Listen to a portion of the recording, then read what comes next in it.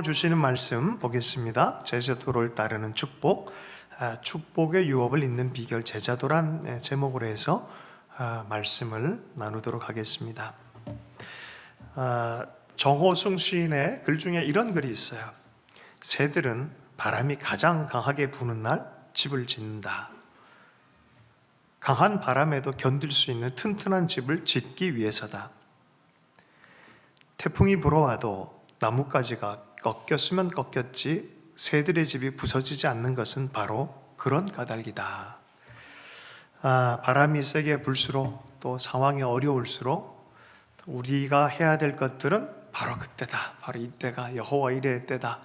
오늘 노래했듯이 우리는 우리의 최선을 다해 최고가 아니라 최선의 삶을 살 때 하나님이 우리의 삶을 또 열매 맺게 해주실 것을 믿음으로 달려가는 우리의 삶이 됐으면 좋겠습니다.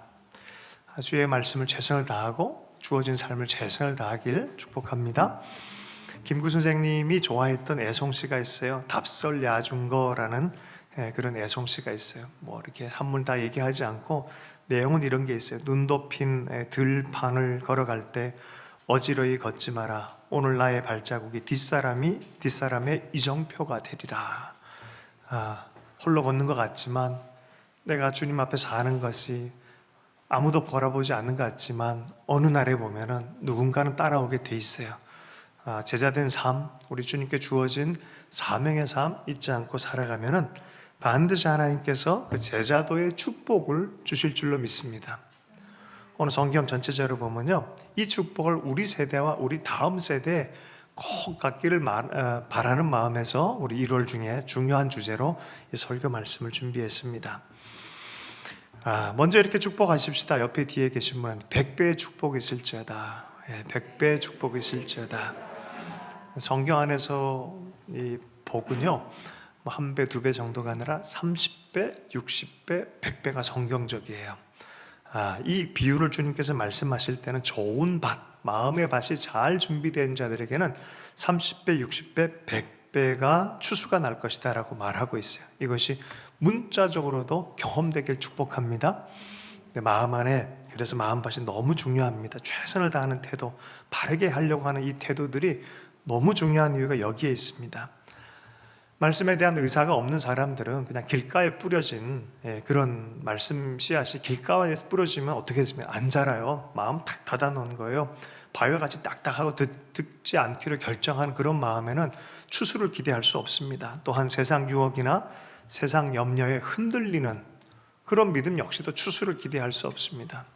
또한 어려움과 고난이 왔을 때 너무 힘들다라고 눌려버리는 것도 추수를 기대하기 어렵습니다. 좋은 마음으로 말씀대로 살고 주신 말씀대로 이루어질 걸 믿고 살아가는 그 삶 안에는 100배의 축복이 날 것이다 라고 얘기를 해요. 어떤 케이스는 기다려도 안 자라는 것처럼 보일 수는 있습니다.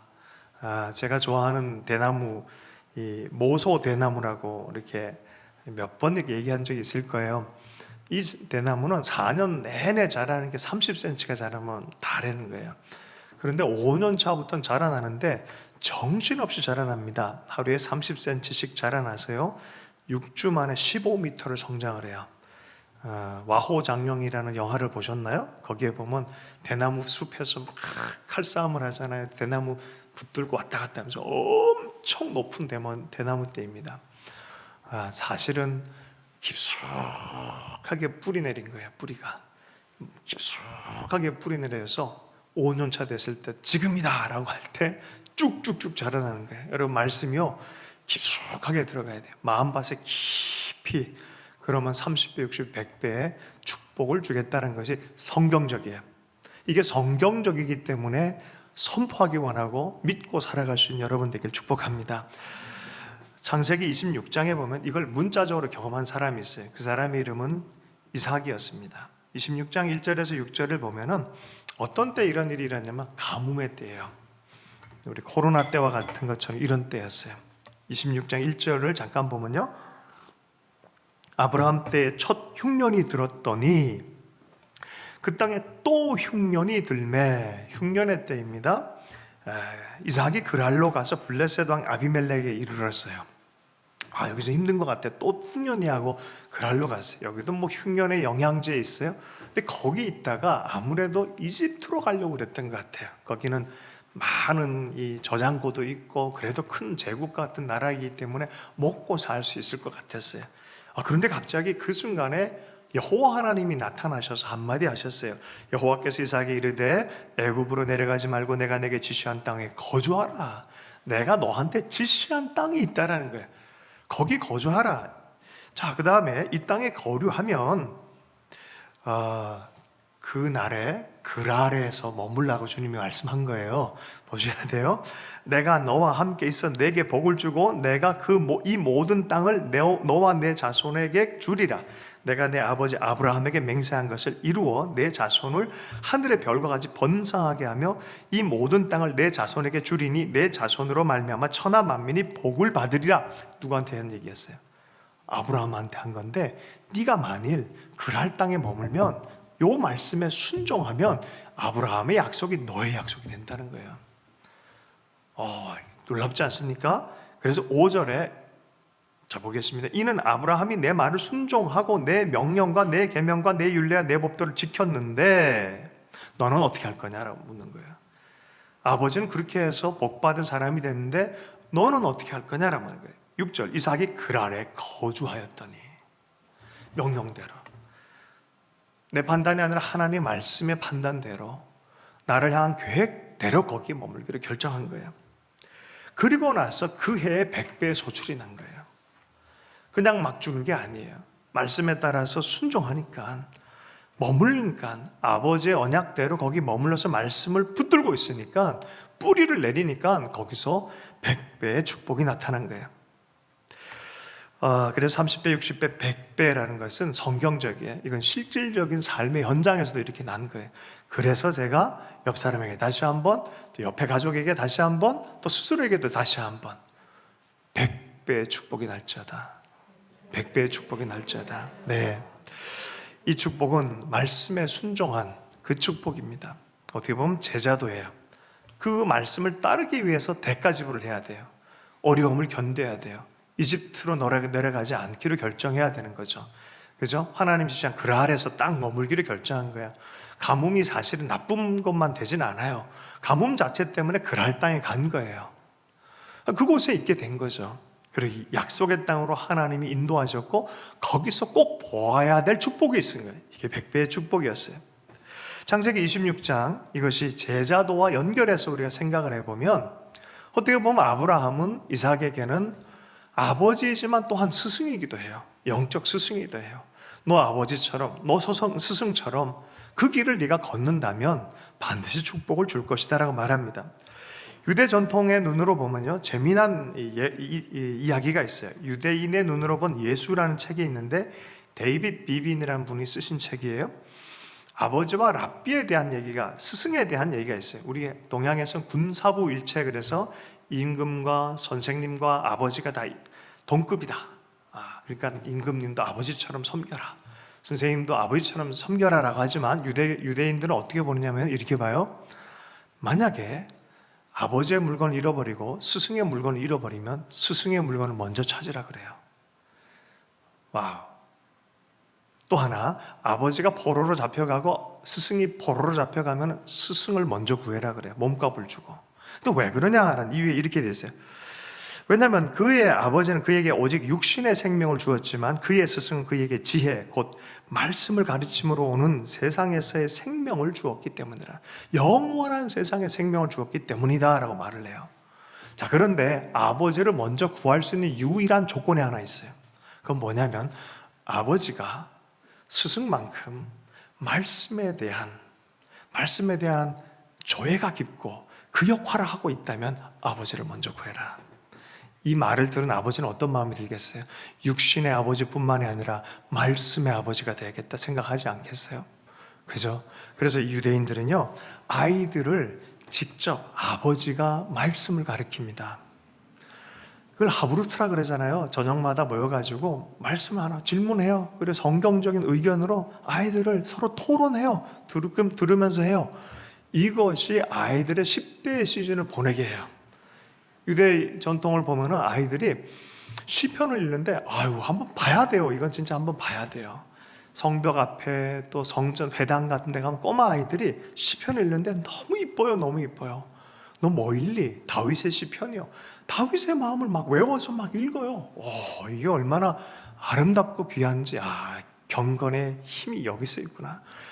어떤 유명한 이 유대 전통으로 가르치는 고등학교가 있어요. 이 고등학교는 TV에, 우리 한국 TV에도 나왔었어요. 이 아이들의 수업 스케줄을 보면은 아침 내내 말씀을 가르쳐요. 그리고 저녁에 세상 학문을 가르쳐요. 여기에서 아이들의 졸업생이 대부분 아이비리그를 들어갑니다. 여러분 1%도 제대로 될까 말까 한 이스라엘 인구가 하버드 대학에 20% 이상을 들어가는 비결이 여기에 있어요. 이 아이들이요, 말씀에 대해서, 인생에 대해서, 논리에 대해서 아버지와 더불어서 또 스승과 더불어서 수많은 토론을 하고 삶을 생각하고 말씀의 관점 안에서 세상을 보는 훈련을 어릴 때부터 해버렸는데, 이미 이 아이들은 몇 킬로를 먼저 뛰어버렸는데, 여러분 세상에 정말 필요한 건 뭘까요? 정말 진리에 대한 힘을 발견해야 되거든요. 이 아이들이 바르게 보는 관점을 먼저 가지니까 먼저 갈 수밖에 없는 거예요. 우리 아이들은 꼭 그렇게 키웠으면 좋겠어요.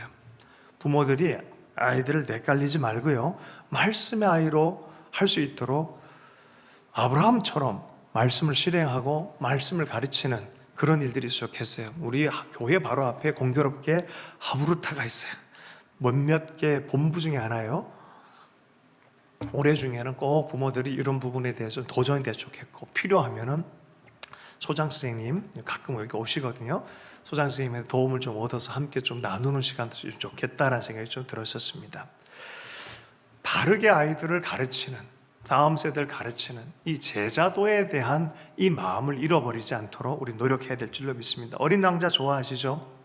어린 왕자라는 어른을 위한 동화책 같은 책이 있어요. 저도 참 어릴 때부터 되게 좋아했었는데, 여기 보면은 여우가 굉장히 좋은 가르침을 해요. 소중한 장미에 대해서, 길들여지는 것에 대해서. 어린 왕자가 여러 별을 거쳐서 오잖아요. 어린 왕자의 별의 이 행성의 이름이 뭐죠? B612인가? 거기서 이렇게 왔나요? 근데 오면서 여러 별들을 거쳐서 와요. 권력을 갖고 있는 별, 또 뭐 하여튼 돈을 또 세는 그 사람이 있는 하여튼 그런 별들을, 또 과학주의의 별, 이런 별들 다 거쳐서 왔어요. 지구별에 왔어요. 근데 이제 이 여우가 가르쳐 주는 거죠. 진짜 소중한 것, 돌보고 서로에게 길들여지는 것, 사랑과 믿음과 소망 안에 길들여지는 것. 가만 생각하니까 자기가 원래 별에 길들였던, 그리고 서로에게 길들여졌던 그 장미의 소중함, 그러면서 자기 별로 돌아가려고 그러잖아요. 이게 어린 왕자 이야기잖아요. 얼굴 보니까 모르는. 자, 진짜 진실한 게 뭔지, 말씀을 통해서 영원한 삶이 무엇인지, 내가 정말 소중하게 봐야 될 것이 무엇인지, 우리는 하나님과의 관계 안에서, 말씀의 관계 안에서 꼭 보고 길들여질 필요가 있어요. 어린 왕자식으로 하면 길들여지는 거지만 성경식으로 하면 제자도에 대해서 배우는 거예요. 말씀에 길들여지고 하나님께 길들여지는 그것을 꼭 배워야 될 필요가 있습니다. 예수님의 비유에 대해서 새벽마다 말씀을 나눠요. 여러분, 주님의 가르침에 귀를 기울이십시오. 또 캐치업도 하시고 또 뭐 복기도 하셔서 마음에 새기면 참 좋겠어요. 말씀에 대해서, 바이블 타임에 대해서 그냥 쉽게 생각하지 말고요.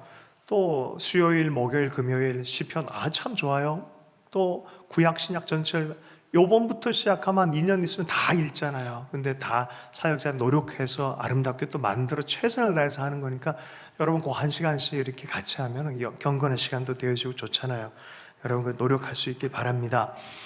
왜 그러냐면 다음 세대를 위해서 꼭 해야 돼요. 우리가 그 경건을 준비하고 있어야 돼요. 저는 성경 읽을 때마다 아쉬운 사람이 히스기야 왕이에요.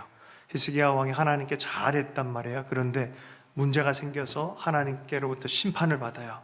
그런데 마지막에 이런 얘기를 들어요. 야, 너 세대는 괜찮을 거야. 넌 좀 열심히 했기 때문에 하나님께. 그런데 다음 세대가 포로가 될 거야. 엉망이 될 거야. 그랬더니 히스기야가 It's okay. 다음 세대 whatever. 이런 얘기를 한단 말이에요. 와, 나 그 장면 보면 너무너무 이게 말이 되나? 나만 복받고 나만 영적이고 나만 은총받고 다음 세대를 망가뜨려? 이건 말이 안 되는데. 그래서 성경 말라기에 보면은 그러지 않을 걸 원해요. 아비 세대와 자녀 세대가 말씀으로 돌아오고 하나님께로 돌아오기를 너무 원하는 예언자의 목소리, 하나님의 마음이 소개되어진 게 말라기서 맨 마지막 구절이에요. 4장 4절에서 6절, 예수님 오기 바로 전에 마지막 구절로 딱 쓰여진 것이요. 한번 좀 읽어보겠습니다. 4장 4절에서 6절 말씀이에요. 너희는 내가 호렙에서 온 이스라엘을 위하여 내 종 모세에게 명령한 법 곧 율례와 법도를 기억하라. 보라, 여호와의 크고 두려운 날이 이르기 전에 내가 선지자 엘리야를 너희에게 보내리니 그가 아버지의 마음을 자녀에게로 돌이키게 하고 자녀들의 마음을 그들의 아버지에게로 돌이키게 하리라. 돌이키지 아니하면 두렵건대 내가 와서 저주로 그 땅을 칠까 하노라 하시니라. 여러분, 이 엘리야의 영으로 오시는 분은 바로 말씀을 따라서 엘리야 역할을 하겠다는 게, 엘리야가 누굽니까? 850명 바알과 아세라 신상을 섬기는 우상 숭배자들과 영적 전투를 벌여서 주님께로 하루 만에 돌아오게 해요, 민족을. 근데 이 구절에서는 엘리야 바로 전에 모세 율법, 하나님의 말씀 토라에 대해서 얘기하는 거예요. 말씀을 가지고 엘리야와 같이 사람들 돌이키는 역할들을 하지 않으면, 아버지와 자녀 세대가 말씀에 길들여져서 한 마음으로 서지 않으면 망할 거라는 거예요. 저주받을 거라는 거예요. 그래서 말씀 안에서 세워지고 회복되는 이걸 통해서 하나님이 복 주시겠다라는 동전의 양면이 여기에 있습니다. 말씀이 들려지지 않으면 저주받습니다.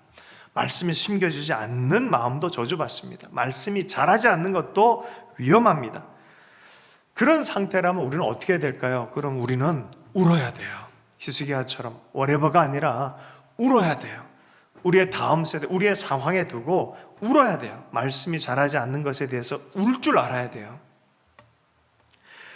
이런 부분에서 보면 성경 전체에 흐르는 어떤 단어들이 하나 있어요. 그게 뭐냐면 라헬의 슬픔, 라헬의 울음이라는 그런 단어가 성경 구석구석에 등장합니다. 라헬은 누구냐면 야곱, 곧 이스라엘의 사랑했던 사람, 부인이죠. 이 라헬 때문에 레아와도 결혼하게 되고 또 이들의 시종들과도 더불어 해서 12명의 아들들이 나왔어요. 그 이스라엘의 자손들, 라헬 때문이에요. 근데 라헬은 참 자식에 대한, 다음 세대에 대한 특별한 애착이 있는 사람이에요. 내가 애를 못 낳으면 난 죽겠습니다라는 그런 마음이 있었고요. 자기 자식 베냐민을 낳다가 죽어요. 그런데 아이를 낳다가 죽으니까 얼마나 마음이 아팠겠습니까? 누구 때문에 아프냐면 아이 때문에 아픈 거예요. 엄마로서 역할을 못 해주니까 아픈 거예요. 그러면서 우는 거예요. 이게 라헬의 슬픔이에요. 그래서 아이 이름을, 자기가 낳은 아이 이름을 베논이라고 이름을 줘요. 슬픔의 아들이란 이름을 전해요. 그 이름이 어떻게 아버지가 바꿉니까? 베냐민으로 바꾸죠. 슬픔의 아들, 라헬의 슬픔. 그래서 그의 무덤이 라마 쪽, 베들레헴 근처에 있는 그 라마에 있어요. 라마. 여러분 어디서 많이 들은 것 같지 않습니까?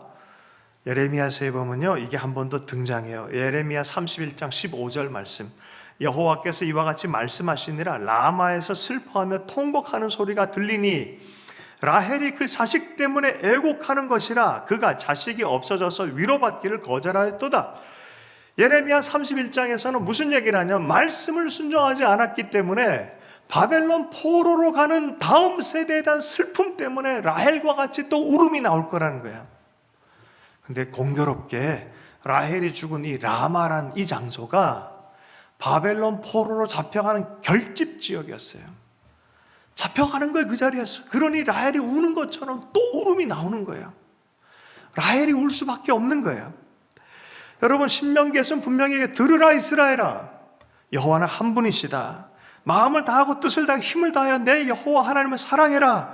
오늘 내가 내게 명하는 이 말씀을 너의 마음에 새기고 내 자녀에게 부지런히 가르치며 집에 앉았을 때든지 길에 갈 때든지 누워있을 때든지 일어날 때든지 이 말씀을 강론할 것이며 너는 또 그것을 내 손목에 메어 기호를 삼으며 내 미간에 붙여 표로 삼고 또 내 집 문설주와 바깥문에 기록할지니라. 말씀의 사람이 되도록 자녀들을 양육해라 라고 말하는 거예요. 그러면 복 받을 것이다. 그러나 그러지 않으면 쫓겨갈 것이다. 세상 나라 이방인한테 쫓겨갈, 이게 바벨론 포로로 잡혀간 말씀에 미리 말씀되어진 말씀의 언약이에요. 부정적 언약이에요. 이게 잡혀가게 된 거예요. 그러니 라헬처럼 울 수밖에 없는 일들이 일어난 것입니다. 공교롭게 거기가 라마였어요. 여러분, 그런데 그 바로 다음 구절이 여기에 희망이 또 있어요. 16절 17절의 말씀에 보면 여호와께서 이같이 말씀하시느라 내 울음소리와 내 눈물을 멈추어라. 내 일의 싹을 받을 것인즉 그들이 그의 대적의 땅에서 돌아오리라. 여호와의 말씀이니라. 여러분, 왜 울어야 되냐면은 울 때 회복이 있기 때문에 그래요. 왜 울겠어요? 하나님, 우리가 이것 때문에 이렇게 됐군요. 말씀에 대한 회개, 애통의 마음으로 하나님의 마음을 찾고자 하는 그 마음, 그 눈물이 있을 때 하나님은 장래를 열어주세요. 여러분, 회개하는 자에게는요, 미래가 열립니다. 말씀대로 서고자 하는 라헬과 같이 자녀 세대를 두고 기도하고자 하면 자녀 세대의 운명이 열립니다. 우리가 그래서 어떻게 보면 우리 세대는 좀 울어야 될 세대인 것 같아요. 마태복음 2장 18절에도 이 말씀이 예수님 날 때 아이들이 죽어요. 똑같이 이 말씀이 그대로 예언되어져 있어요. 아프고 고통스러운 어미의 마음, 위로받기를 거절하는 마음, 아이가 회복될 때까지 위로받기를 거절하는 이 마음이 거기에 있습니다. 라마 지역, 베들레헴, 지금도 가보면요, 라헬의 무덤이 있어요. 한번 나중에 이스라엘, 우리 한번 코로나 끝나면 꼭 한번 갔으면 좋겠어요. 교인들 전체 이번에는 무슨 일이 있어도 꼭 가면 좋겠어요. 거기 가면 라헬의 묘지가 너무 아름답게 돼 있어요. 정말 너무 아름답게, 왜 이렇게 아름답고 화려하게, 어떤 사람들보다 아름답고 귀하게 돼 있어요. 관광복수 참 많이 와 있고 가보면 정통 유대인들이 너무 많이 와 있는데 오랫동안 그분들이 기도를 해요. 또 감격의 눈물을 흘리면서 기도를 해요. 그 도대체 왜 기도합니까? 그러면요, 이렇게 얘기를 해요. 라헬 엄마, 우리가 돌아왔어요. 그 다음 말이요, 기가 막힌 얘기를 해요. 우리를 위해서 울어주셔서 고맙습니다. 감사합니다. 우리를 위해서 울어주셔서 감사합니다. 이게 성경 전체에 이렇게 흘러요. 여러분, 울어준 사람이 없을 때 얼마나 외롭습니까? 교회가 함께 울어주고 기도하는 건 너무 중요한 거예요. 우리 다음 셋 놓고 계속 패밀리 예배도 드리고 같이 기도하고 같이 울어주는 것, 이건 너무나 소중한 일이에요. 여기 안에 하나님의 회복의 씨앗이 있기 때문에 그래요. 다음 세대의 희망을 발견할 수 있는 게 바로 여기 있기 때문에, 그 마음으로 다시 시작하면 말씀의 다음 세대로 세울 수 있기 때문에 그래요. 예수님이 이렇게 얘기했어요. 예루살렘아 예루살렘아, 선지자들을 죽이고 내게 파송된 자들을 돌로 치는 자요, 암탉이 그 새끼를 날개 아래 모음같이 내가 내 자녀를 모으려 한 일이 몇 번이더냐. 그러나 너희가 원하지 아니하였더라. 보라, 너희 집이 황폐하여 버려진 바 될 것이다. 주님 말씀을 보내서 계속 껴안고 살리고 축복하려 하는데 그러지 않고 자꾸 흩어진다는 거예요. 황폐함으로 끝나지 않고요, 그 다음 구절에 또 소망의 씨앗이 하나 있어요. 39절, 내가 너희에게 이르노니 이제부터 너희는 찬송하리로다. 주의 이름으로 오신 이여 할 때까지 나를 보지 못하리라 하시니라. 그러나 어떤 때가 되면 환영하는 일들이 있을 거란 동전의 악명과 같은 경고의 말씀이면서 그러면 환영하면 다시 회복되겠네. 말씀을 환영하고 다시 주님을 환영하면 회복되겠네. 예수님 십자가 지면서 너무 고통스러울 때 여인들이 옆에서 울었어요. 울 때 주님이 이렇게 얘기했어요. 누가복음 23장 28절 말씀, 예수께서 돌이켜 그들을 향하여 이르시되 예루살렘의 딸들아, 나를 위하여 울지 말고 너희와 너희 자녀를 위하여 울라. 여러분은 얼마나 울고 계십니까? 우리와 우리 세대를 두고 얼마나 울고 계십니까? 진짜 울어야 할 때를 알아서 꿰뚫어 보면서 울 수 있길 바랍니다. 우리 세대 대학생들 4% 미만이고요. 보십시오. 교회마다 다음 세대 부서가 다 사라져 버렸어요. 말씀의 아이들을 볼래야 볼 수가 없어요. 학교 안에서 예수 믿는다 손들 수도 없는 그런 상황입니다. 지금 우리는 울고 있는지 봐야 돼요. 울음 자체가 하나님의 다시 소망의 바탕이 될 수 있다고 말씀합니다. 어거스틴과 어머니 모니카 이야기가 유명하죠. 아들이 하도 허랑방탕하고 막 주님의 세계와 반대로 가다 보니까 너무 마음이 아파서 수년 동안 기다렸는데 돌아오지도 않고, 아들이 결국 돌아왔는데 마니교를 섬기고 있고 엉망진창으로 살고 있고, 뭐 꿈을 꿔서 얘기하면 야, 엄마 보니까 나와 함께 너랑 같이 서 있더라, 뭐 이렇게 꿈 얘기를 해줘도 그건 이 마니교로 엄마가 이제 전향할 거다, 이런 얘기나 해대고 하니까 마음이 얼마나 아팠어요.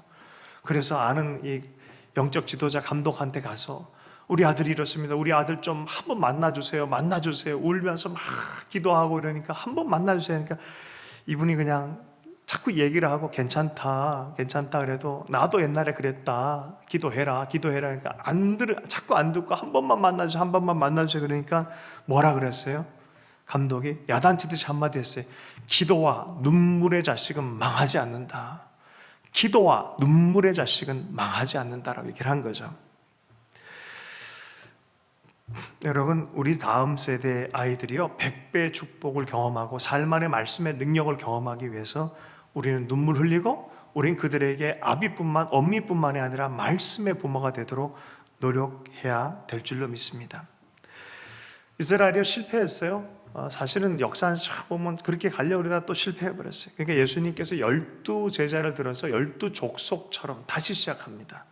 그 열방 전체, 이스라엘만 하지 않고 열방 전체 사람을 다시 말씀의 사람들로 콜링하고 구원의 사람을 콜링하기 위해서 애쓰셨어요. 주님께서요 주의 나라의 완성을 위해서 제자들에게 맡겨놓고 승천하셨어요. 그 맡김의 마지막 장면이 마태복음 28장의 장면입니다. 16절 17절의 말씀을 보면 28장 16절 17절 11제자가 갈릴리에 가서 예수께서 지시하신 산에 이르러 예수를 배웠고 경배하나 아직도 의심하는 사람들이 있더라. 12명 가르쳐도 안 자라는 것 같아요. 그죠? 오히려 의심하는 사람들이 있었다는 말이에요. 그런데 주님께서 계속해서 소망을 품고 권면하면서 말씀의 사람 되도록 얘기를 하면서 제자 삼으라. 하나님의 말씀에 하나님 나라에 길들여진 사람이 될 수 있도록 너희들 그 일을 해야 된다라고 말하는 거예요. 28장 19절 20절 말씀입니다. 그러므로 너희는 가서 모든 민족을 제자로 삼아 아버지와 아들과 성령의 이름으로 세례를 베풀고 내가 너에게 분부한 모든 것을 가르쳐 지키게 하라. 볼지어다 내가 세상 끝날까지 너희와 항상 함께 있으리라 하시니라. 여러분, 이 명령을 하고 마태복음도 끝나고 주님도 승천하셨어요. 자, 그런데 보세요. 세상 끝날까지라고 표현하고 있어요. 우리가 세상 끝날까지 교회인 우리가 해야 될, 제자인 우리가 해야 될 일이 뭐예요? 가르쳐 지키게 하는 거예요. 우리의 세대에서 세대를 이어가서 가르쳐 지키게 하는 거예요. 또 사람에서 사람을 이어서 가르쳐 지키게 하는 일이에요. 우리는 그것을 가르쳐 지키게 하는 일에 대해서 동참하고 있는지 봐야 돼요. 보세요. 나는 교회에 와서 어떤 일을 하고 있나? 주님의 말씀을 따라서 신앙생활하고 있는지, 아니면 관람객처럼 영화를 보듯이 우리는 신앙생활하고 있는지, 여러분 제자인지 관람객인지 분명히 위치를 정해야 돼요. 주님은 그래가지고는 100배의 축복을 볼 수 없다는 거야. 100배의 축복을 보기 위해서는 제자의 삶을 살아야 된다는 거야. 말씀을 가르치고 그렇게 살고 말씀에 뿌리 내려서 살 줄 아는 사람이 되어야 된다는 것입니다. 이게 세상 끝날까지 주님의 약속이에요. 자, 시편 110편에도 이 세상 끝날에 대한 얘기를 예언적으로 주시는 시편이 있어요. 이게 시편 110편이에요. 시편은 예언적 시편들이 꽤 많이 있어요. 예수의 십자가뿐만이 아니라 역사의 종말에 대해서도 꿰뚫어서 노래하는 것들이 많이 있어요. 자, 시편 110편이 바로 그런 시편입니다. 여호와께서 내 주에게 말씀하기, 여호와 하나님이 계시고 또 내 주가 계세요. 주님이 계세요. 근데 그 주님은 어떤 분이에요? 내가 내 원수로 내 발판이 되게 하기까지 너는 내 오른편에 앉아 있으라. 우리가 어떻게 노래합니까? 예수님을 하나님 오른편에 앉으신 주님이라고 표현하잖아요. 똑같은 표현이에요. 그 주님에 대해서 얘기하는 게, 그 주님은 다스림의 자리에 있을 건데 하나님 우편에 앉아 있으라라고 명함 받았어요. 2절의 말씀, 여호와께서 시온에서부터 주의 권능의 규를 보내리니, 하나님이 시온 예루살렘으로부터 권능의 역사에 통치의 규를 보낼 것이다. 통치하는 역사가 있을 것인데, 주는 원수들 중에 다스리셨어요. 주님 예수 그리스도, 하늘과 땅의 모든 권세를 가지신 분이 우리에게 권세의 능력을 주시면서 너희들이 가서 말씀을 가르치는 일을 해라라고 말한 거예요. 여러분, 주님이 우편에서 가르치는 방식이 바로 이런 방식입니다.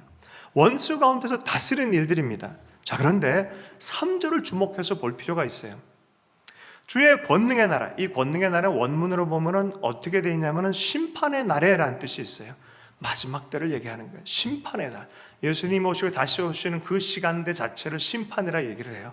그 마지막 때라 얘기를 해요. 그 심판의 날에 하나님 하시는 영적 원리에 대해서 얘기를 하고 있는 거예요. 이 3절을 주목해서 볼 필요가 있습니다. 주의 백성이 거룩한 옷을 입고 즐거이 헌신하니, 이것이 첫 번째. 두 번째, 새벽 이슬 같은 주의 청년이 주께 나오는도다. 여러분, 주님의 청년, 다음 세대가 청년 군대로 일어나는 것은 그냥 일어나지 않아요. 먼저는 아비 세대, 어미 세대, 주의 백성이 먼저 헌신해야 돼요. 먼저 본을 보이는 사람이, 주의 백성이 거룩한 옷을 입고 즐거이 헌신해. 아버지가 그렇게 안 걷는데, 얘야 너 좀 똑바로 걸어 그러면서 옆으로 가는 게 뭐죠? 걔 옆으로 걸을 수밖에 없는 운명이잖아요. 얘야 넌 똑바로 걸어. 야단칠 수 없어요. 그럴 자격 없어요. 안 돼요. 보여준 게 없는데 어떻게 해야 됩니까? 먼저 우리가 거룩한 옷을 입고 즐거이 헌신하는 헌신의 삶이 돼야 돼요. 거룩의 삶, 헌신의 삶을 살 때 다음 세대가 새벽 이슬 같은 젊은 청년들이 주님께 나오기 시작하는 거예요. 그것으로 마지막 역사, 이게 말라기 말씀과 연결되어 있잖아요. 아비와 자녀가 하나님의 말씀으로 구비되어서 일어나는 거예요. 그 심판의 때에 교회는 이렇게 부름받은 거예요. 계속해서 말씀의 사람들을 길러내라, 제자화해라. 이것을 통해 말씀이 100배 추수하는 것들을 경험하게 해라. 세상 방식으로 살아가는 것이 아니라 말씀 안에 세워졌을 때 하나님이 세우는 축복을 경험하며 살게 해라. 혹자가 그러더라고요. 지금 미국에서 일어나는 정치적인 영향력은 좌파 유대인과 우파 유대인의 싸움이다. 아, 그래요. 저커버그 뭐 이쪽에 있는 어떤 데 별 얘기 다 합니다. 할렐루야. 유대인들의 지금 어느 순간에 보니까 중앙에 보니까 유대인들의 다. 네. 여러분, 말씀이 승리할 수 있도록, 말씀의 사람이 될 수 있도록 하는 것은 세상 저버리고 세상에서 저기 이상한 데 가가지고 혼자서 뭐 이렇게 궁색맞게 그거 아닙니다. 하나님 분명히 영적 세계에서 뿐만이 아니라 이 보이는 세계에서도 말씀이 통하는 거에 대해서 말씀하는 거예요. 하고 있어요. 다니엘이, 요셉이 세워진 방식이 세속 방식입니까? 아니요. 세속을 꿰뚫고 있지만 하나님의 방식으로 세워지는 것들을 말씀 안에서 배워야 돼요. 우리가 먼저 그렇게 살 줄 알아야 되는 줄로 믿습니다. 권능의 날, 심판의 날, 싸우는 날, 그때가 점점점 이제 깊어지고 있어요. 어차피 주님 오시는 때에 대해서 우리가 기다리는 시즌이라고 우리가 다 생각하고 있습니다. 이 시대에 거룩과 헌신의 그런 아버지로, 어미로, 또 제자 삼는 사람으로 세워졌으면 좋겠습니다. 제롬 목사님, 우리 교회와 연분이 있는 그런 목사님이시잖아요. 아들 얘기를 하면서 그 얘기를 하더라고요. 자기는 이제 은퇴 준비하려고 그러다가 자식들이 그러더래요. 아버지, 저희를 위해서 한 번만 더 뛰어주세요. 아버지 힘든 거 아는데, 심장 수술 받은 것도 알고 뭐 몸도 안 좋은 거 아는데 저희를 위해서 한 번만 더 뛰어주세요. 그 말 때문에 정신이 그냥 정신이 번쩍 차려야 되는 거예요. 맞다. 내가 다음 세대 위해서라도 한 번 더 뛰어야겠다. 여러분, 우리 세대는 이러한 마음으로 살아갑니까? 아니면 나만 위해서 살아갑니까? 내가 복 받는 거에만 두고 살아갑니까? 내 옆에 있는 지체들, 내 다음 세대 마음을 가지고 세대와 세대를 이어서 한 사람과 한 사람 관계를 이어서 제자 삼는 사역이 바로 예수 그리스도의 제자의 삶인데, 우리 이런 삶에 대해서는 이게 정상인데, 정상을 얘기하면 그건 목사님이라 하죠라고. 그러니까 100배 축복을 못 받는 거예요. 그잖아요. 말씀을 말씀대로 받지 않는데 어떻게 100배 축복을 받을 수 있겠습니까? 세대와 세대를 이어가고 사람과 사람이 연결해가면서 열방을 제자화할 수 있는 제자운동이 다시 한번 강력하게 일어날 수 있도록, 이게 원본 기독교이고 원본 제자도라는 것을 깨달아서 이것을 우리가 교회가 끌어안고 달려갈 수 있길 바랍니다. 사도 바울이 그랬어요. 이 말씀을 함께 마지막에 좀 보겠는데요. 디모데후서 2장 1절에서 4절까지의 말씀을 보면은 이 원리를 그대로 살으셨다는 것을 보게 되어집니다. 내 아들아, 그러므로 너는 그리스도 안에 있는 은혜 가운데서 강하고 또 내가 많은 증인 앞에서 내게 들은 바를 충성된 사람들에게 부탁하라. 그들이 또 다른 사람들을 가르칠 수 있으리라. 사도 바울이 누구한테 얘기했어요? 디모데한테 얘기하고, 디모데에게 부탁한 게 뭐야? 충성된 사람, 말씀에 충성된 사람을 세워라. 그가 또 다른 사람을 가르칠 수 있을 거다라고 하는 거예요. 한 사람이 한 사람을 세워가는 거예요. 이 원맨 비전을 계속해서 이어가는 거예요. 여러분, 올해 여러분이 도와야 될, 말씀으로 세워야 될 지체들 주님 주십시오라고 기도하고 매칭을 하십시오. 그리고 그 한 가정이라도 살리십시오. 한 사람을 품고 1년 동안이라도 혹은 2년이라도 그 사람을 살려갈 때 영적 보람을 느낄 거예요. 그리고 하나님이 이걸 너무 기뻐하시고 우리의 삶을 인도하실 뿐만 아니라 기뻐하시고 축복하시는 것을 경험할 수 있길 축복합니다. 그 다음 구절을 보면 이렇게 나와 있어요. 너는 그리스도 예수의 좋은 병사로 나와 함께 고난을 받으라. 고난받는 거 어려워하지 마라. 고난과 함께 100배 전토나 자식이나 뭘 다 버린 것들, 이건 덜 사랑하는 게 아니라요, 하나님을 최고로, 복음을 최고로 사랑하기 때문에 희생당한 것들 다 갚아주겠다는 거예요. 100배로. 그것도 거기도 100배가 나와요. 이 생에서 받을 거다라고 분명히 말해요. 여기서 만약에 못 받으면 확실하게 저 나라에서 받을 것이다라고 확증해서 예수님께서 말씀하세요. 그래서 100배의 축복은 성경적인 약속의 말씀이라는 거예요. 저는 이것을 전해야 될 책임이 있는 사람이에요. 그래서 여러분들도 그런 복의 현장에 들어가도록, 말씀대로 살도록 저는 이 부르심이 있는 사람이에요. 여러분들도 그 부르심, 말씀의 부르심대로 살아갈 수 있기를 축복합니다. 예수님이요, 12제자를 뽑으신 다음에 자기와 함께 있게 하고 또 보내서 전도도 하고 귀신을 놓치는 권능도 가지게 하랴. 예수의 제자로 산다는 것은 특권 있는 삶이에요. 주님의 깊이 친밀함을 갖는 것이고 하나님 나라의 권능을 경험하는 것이고 생명의 복음을 전할 수 있는 그 특권의 삶을 살게 하는 것인 줄로 믿습니다. 10만 선교, 또 교회에 대한 선교 한국, 이건 누구의 비전일까요? 위에 조상들, 환경직 목사 이런 사람들의 비전일까요? 아브라함의 비전은 누구의 비전일까요? 하나님 비전이에요, 사실. 그 모든 비전들, 이거 목사님 비전 아니요. 목사님 비전 이주에는 누구의 비전이에요? 하나님의 비전. 하나님이 주시는 거예요. 하나님이. 여러분, 그래서 하나님의 말씀을 따라 섬길 수 있기를 원합니다.